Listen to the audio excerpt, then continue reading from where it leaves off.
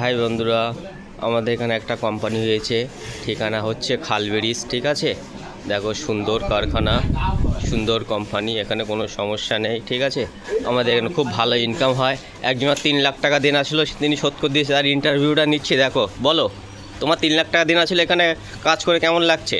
খুব ভালো। আর দেনা দিতে আর 50,000 টাকা বাকি, ইনশাল্লাহ এটাও শোধ হয়ে যাবে।